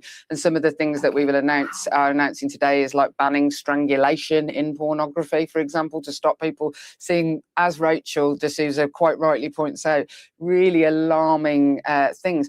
And there will be more announced today in the Violence Against Women and Girls strategy about exactly what we think needs to happen in an online space for both young and older people. It's not just young people who are exposed to this stuff. But I look on with what is going on in Australia with real interest, and we will always work globally across the world to try, because this is a global problem. So many of the cases that I come across, for example, of children who've been sexploited, the perpetrator might be in America, or British people perpetrating this against Filipino children. This needs to be a global solution. One other thing, which is, again, sexual violence. A global solution? Are you going to take everybody's phone? Nobody gets to have a phone now because your kids are a little bit weird? It's terrible. And deeply disturbing, you know, bad attitudes that have led to criminal behaviour, and that's, of course, is grooming gangs. Yeah, we now have a chairman appointed. Oh, somebody's going to finally ask her about that. That is amazing. But I know that you've been heavily involved in this, wanting to get this right. But there are survivors who... You know, Dick Doug, that's a great point. First they ban choke sex, next they ban hair pulling. Like, pretty soon, you won't even be able to smack a girl on the ass no more. You just have to look at it and appreciate it quietly. Remember what they took from you. Feel that they're not at the centre of enough. One survivor, Eliane Reynolds, spoke to this programme, and this is her take on where we are at the moment with the inquiry. a professional point of view rather than a survivor's point of view, I would have had meetings with the survivors that had left the panel to find out exactly why they left, what's gone on, is there anything that they can do. I would be so survivor based, which is what it should have been all along, and I just don't feel like any of the survivors have got that.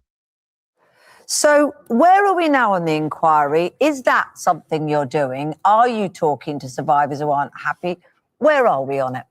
I mean, look, I talk to survivors of grooming gangs and all the crime types that I lead for the government on all the time. And Anne Longfield and other panel members met with groups of grooming gang survivors just last week after the announcement of her taking on the role of the chair of that inquiry. Never mind the survivors. What'd you do to the perpetrators? Let the girls heal quietly. What'd you do to the perpetrators? We can talk about them.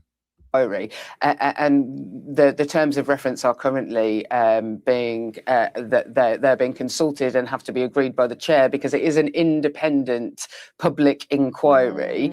And so, but the terms of reference that we drafted in concert, both with victims of grooming gangs that many were involved in, make very, very clear that victims, there is a charter of how this has to work with victims going forward. Okay. I don't really care if you hide behind the victims. I want you to talk to the perpetrators. That's really what counts. If you're not going to talk to the perpetrators, it doesn't really matter. But anyway, moving on. In New Haven, hi. Hi there. Hello. Yeah, I was very sorry to hear what has happened with your last caller. Actually, I was a teacher. I say was in a very pleased way, having listened to this conversation. Yeah. But I started teaching about 14 years ago, and within 2 years, I was teaching in a inner city school in Portsmouth, and I was an English teacher. And I was placed at one stage with what you call the college students. So basically, they're the kids that aren't sort of maybe academically, inclined, but they get sent out to do various sort of vocational things. But they put her in the special ed school. She went to the British. All right. So in America, generally speaking, when you're in especially in an urban area, they have multiple schools, right? They will have maybe one or two schools. And if it's a really big urban area, like in New York or Chicago, they'll have maybe one or two schools set aside for the problem kids.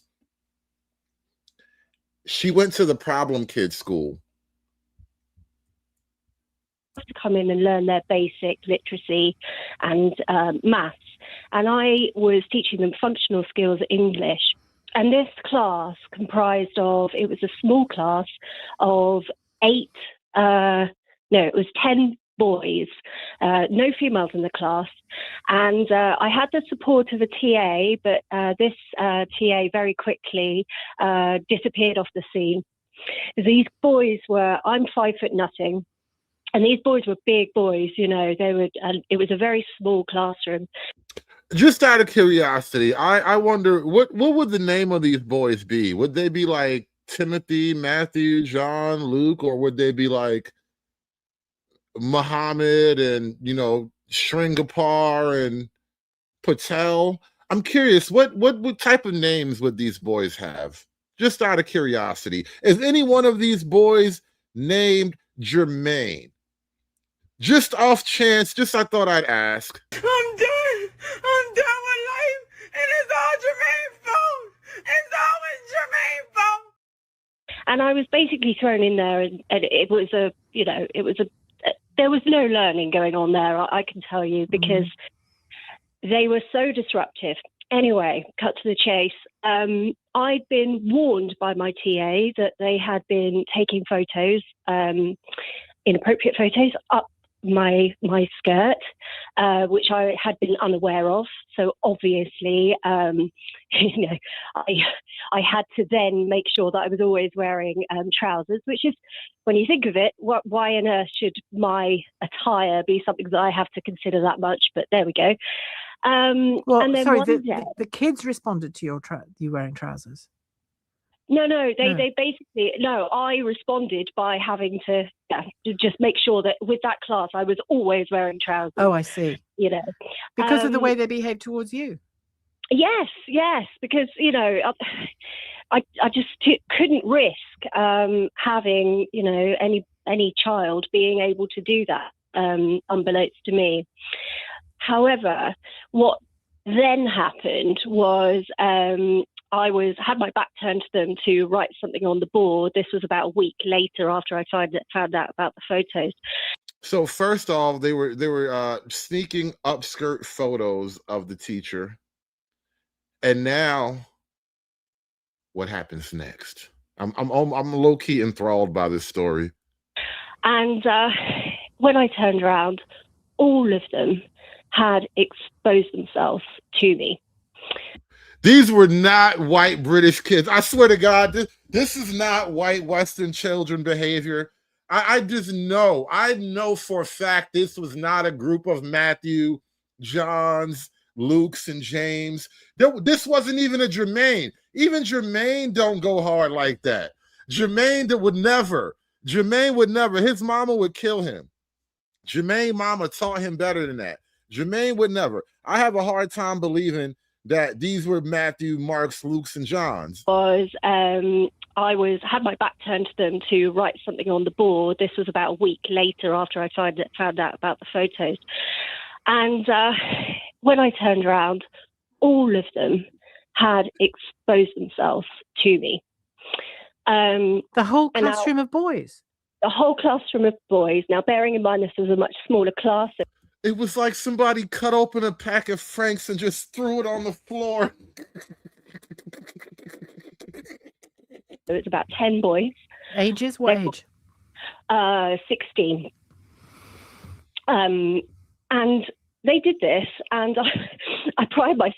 How do you even know they were actually 16? That's the other thing. You realize when people come from these third world, non-Western countries, they don't always have an accurate age and dating system. So, like, I mean, guys show up on a boat. He looks a little young. He's like, I'm 16. And now he's in a class with your high school daughter, pulling his Franks out with when the teacher has her back turned. Can you imagine? You just turn around and just 10 guys, Franks and beans out. They're all allegedly 16. I'm not buying the age. I'm not buying it. This doesn't sound like 16-year-old Western male behavior. This is just not really how our boys tend to roll. Something on the board. This was about a week later after I found out about the photos. And when I turned around, all of them had exposed themselves to me. The whole classroom of boys? The whole classroom of boys. Now, bearing in mind this was a much smaller class, so it's about 10 boys. Ages? What age? 16. And they did this, and I pride myself as a very, what do you call it? I'm sorry, I'm getting a bit upset because I'm remembering it, but I'm a very diligent teacher. I actually said to them, right, now, something along the lines of, come on, put those away, let's get on. And it hadn't really quite hit me. Come on now, put those things away. Mohammed, Siraj, Sarhan, put those things away. We are here to learn about English history. Come on now. Come on. Put them away. Hurry up now. Chop. Hurry up now. Come on. Let's get all tidy now. Oh, England is like a magical fairy tale country with strange foreigners. And they did this, and I pride myself as a very, what do you call it? I'm sorry, I'm getting a bit upset because I'm remembering it, but I'm a very diligent teacher. I actually said to them, right, now something along the lines of, come on, put those away, let's get on. And it hadn't really quite hit me. And I tried to carry on teaching. You tried to minimize it. There was no other adult in the room. And I found that the more that I was trying to teach, the more I was shaking. And in the end, I was so overcome that I left the classroom. Now, you're not allowed to leave minors in a classroom. Damn all of that. What is wrong with these people? Damn all of that. Just keep a stiff upper lip and carry on and have a good day. What is going on in the UK? What is happening? And they got the nerve to blame the little white kids. They said the little white boys are watching too much pornography. Oh my God, what is going on here? So I was actually running the risk. I was quite a newly qualified teacher at this time. So I was running the risk of actually myself getting into trouble because I was leaving these. Did you go straight to somebody else and tell them what had happened? I went straight to the head teacher, and she was a female, which is just interesting in this whole dynamic. That bitch ain't no help either. That ain't no goddamn help either. You need a dude who gives zero fucks right now. That's what you needed. You needed a guy who actually had nothing going on in his life at the moment. You ran to a female teacher. She is fucking useless too. You could see that I was visibly very shaken, and she said, you know, go and get yourself a cup of coffee and go and sit down. Did you tell her what had happened at this point? I told her exactly what had happened. I said that they had all exposed themselves, and she said that they were from troubled backgrounds. So this is the kind of, you know, I all can't put into words how crazy it was. She made they me just do that feel sometimes. as though every now and then this just happens. Stop acting like it's such a big deal. I mean, like you've never seen a little desert peen before. I mean, come on. If you're going to teach in the UK school system, you have to get comfortable with seeing a little random desert peen, all right? Just pretend it's like a mirage. Pretend it's like an oasis, all right? It's a mirage. It's not even there. Just go back to talking about Bruce and you know, what are the kings of England back in the day? You know, talk about Sir Arthur and the Knights of the Round Table and shit. Don't even think about the desert peen. Reacted. I had completely overreacted. She sent me to the staff room to get sort of a cup of tea, and apparently I was almost supposed to just shake it off and go back in. And I tell you what, I was expected. I didn't go back in for that lesson, obviously, but I was expected to pick up teaching them the following week. And the only thing that I know that came out of that was that they were told to write me an apology letter. I don't even know whether the individually or jointly. Individually. Did you get them? Of which I think I saw maybe about one or two. I got my union involved in the end to just make sure that I wasn't teaching that class anymore. But I wish now, on reflection, I had felt empowered enough to be able to do something properly, because there was no consequence. And this was a school where police are, or were certainly, on site on many occasions. So it just seemed as though this one, I would just have to... Just had to eat that. Take that. You know, live with. The thing is, and I'm so sorry that happened to you, Katie, and I can hear that you're still shaken by it, and why wouldn't you be? And you inevitably, as a young teacher, wouldn't have the power necessary to tackle that, you know, after the fact of it. That was the head teacher's responsibility. And then the school governors needed to be spoken to. I was a school governor for a few years. That should absolutely have been raised in a school governor's. I mean, it might have been, we don't know. But the idea that the following week you would walk in and say, good morning to them. No, absolutely not. Every parent in. The next day you have to come in. So that was fun. Every parent in, I would say. And if they haven't got a parent, who's the guardian? And if the guardian is the local authority, get the local authority in. The classroom en masse sexually harassed you. I know. In a dangerous way, you know. And again, you know, post Sarah Everard. What kind of children were these? I'm just curious. What, just, you know, give me one of their names, a last name, anything. I'm just curious. The murder of Sarah Everard, and what the person who killed her had done in the weeks before, you know, passing it all off as just a bit of flashing, bit of exposure. What do you think these kids are like now? Carmen, the UK sounds like a fantastical, like, foreign country. It sounds like a place you could only make up in your mind. I can't believe it's a real place. Ms. Cantrell says, no misogyny, dick out in class, all right, though. Misogyny bad, but, you know, sandworms everywhere.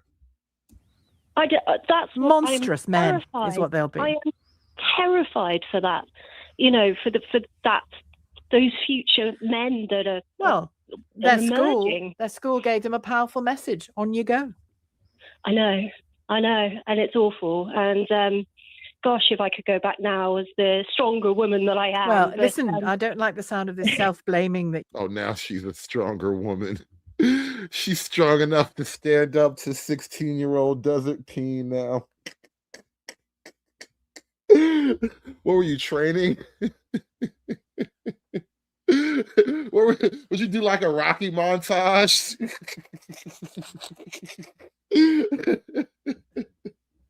You gotta fight for your right. Like, what do you mean you're stronger now? No, you're not stronger now. You're older and you're traumatically scarred now. You're doing. I don't think you should do that at all.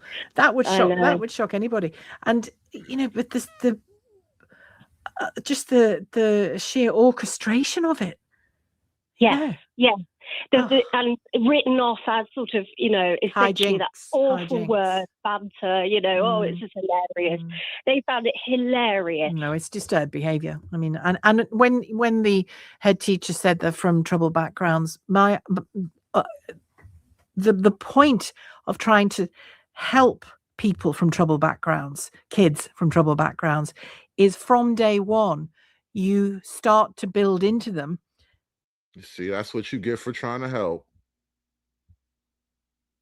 Keep telling y'all, stop trying to help. What life is like when you're not from a troubled background. You start to build in with them some new expected norms.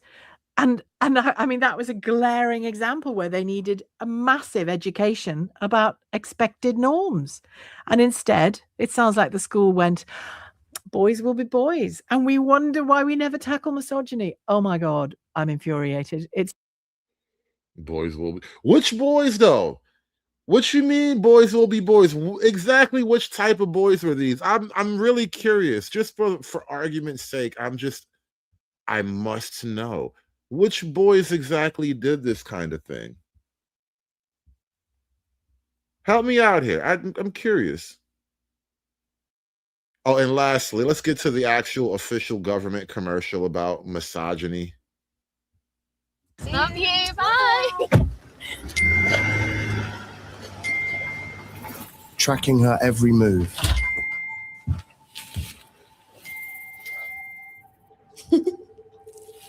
Restricting her from going online. Hi, sweetheart. Your dad and I are starting to get worried. Please call us back. And isolating her from her family is abuse. Enough. End violence against women and girls. Love you. Bye. Spooky. At least they didn't use an actual white guy. At least they made it a snake. And right, like, clearly the snake is in love. I mean, damn, are we hating on reptiles now? The snake ain't even do nothing to nobody. The snake just trying to stay warm for real. The nigga don't got internal body heat. He just trying to get warm. I don't even like what just happened here. This whole thing was very, very misleading. I feel like the snake was totally innocent. Now that I look at it again, let's watch it without that creepy British guy. He sounds like a British sex predator. Look, the snake is just trying to get warm. It's like, come on, you forgot to hold the door for me. Come on now. Damn, all the nigga want is a little bit of body heat. Can the nigga get some attention? Like, damn. They really made the snake out to be the bad guy here. The snake didn't want to do nothing. Like, put your phone down and show me some attention. Like, damn, you wasn't even doing nothing. Like, damn. Snake trying to show you what that mouth do. All the snake was trying to show you what the mouth do. That's all. He was just trying to show you what that little mouth do. Yeah, come on, man. So is the snake supposed to be a penis asking for a friend? I don't know, because the snake got a mouth. Penis don't really. I'm confused. This whole thing is confusing. I feel like they actually totally mischaracterized this innocent reptilian. The British are weird. That is the only thing I can take away from this whole show. I'm never, ever going to travel to Britain, not even for free. I'm afraid I might say the wrong thing and wind up in misogyny jail. They would have, by the time I wind up over there, they would have built a full-blown, modern penitentiary for misogynists. And I just don't want to take the chance. I'm not going to misogyny jail.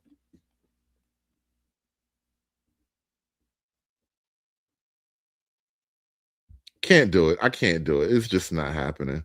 But we're gonna wrap this one up. I gotta get up out of here. I've been up all night. I need a nap. I do. I need a nap. I've been working too much. Somebody had to do it. I am the chosen one. Somebody had to do it. Hit that like button, y'all. Listen, we got to put together a campaign. One day in the future, we're going to have to invade Britain and rescue the British people from all these new niggas. The Brits have been cucked into silence. They're terrified. They don't want to snitch on the new niggas. But I know it wasn't a bunch of young, white, Catholic British kids standing behind the teacher's back, pulling out their sandworms. And I just know that is third world foreigner behavior. And, listen, I'd much rather invade Britain than Venezuela. I think if we're going to invade anybody, I'd rather invade Britain. We need to reestablish the British Empire. The world never really needed Venezuela that much for really anything. They got some oil, but, let them figure that shit out. I'm just saying. Anyway, it's been a fun show. I got to get this one in the bag. We're going to wrap this one up. I might have to create my own misogyny school. Attach it to the church. I'm gonna have a church and a school. I'm about to be like the Umar Johnson of misogyny. Damn, that actually sounds oddly intriguing. I wonder if I can make money at that. Start giving lectures, go on tour. I gotta build like a whole misogyny lore. Got to come up with like a story about like the world's first misogynist in 10,000 BC, pimping caveman bitches and shit. Like, you know how tough you got to be to tell a cave hoe to shut the fuck up. I think we can do it. I got to create misogyny school. Come up with a whole misogynistic curriculum, a whole misogynistic mythology. Yes, misogynistic mythology. Simpatico. You already know. You see what I mean? Listen, man, we can do this. Gonna get us a nice school going. Little red schoolhouse, like Little House on the Prairie. All the female teachers are gonna have to wear long dresses and shit. It's gonna be just like the old days. Because the Brits are retarded. The British are retarded. They got a great idea and they're gonna ruin it, trying to make the boys gay. No, we need proper misogyny school. Make misogyny great again, y'all. Hit that like button, y'all. We are out of here, man. Thank you guys for watching. Appreciate you guys for supporting the show. I got to go. None of these niggas have motion except for me. There has to be one real nigga left in America, in this damn country.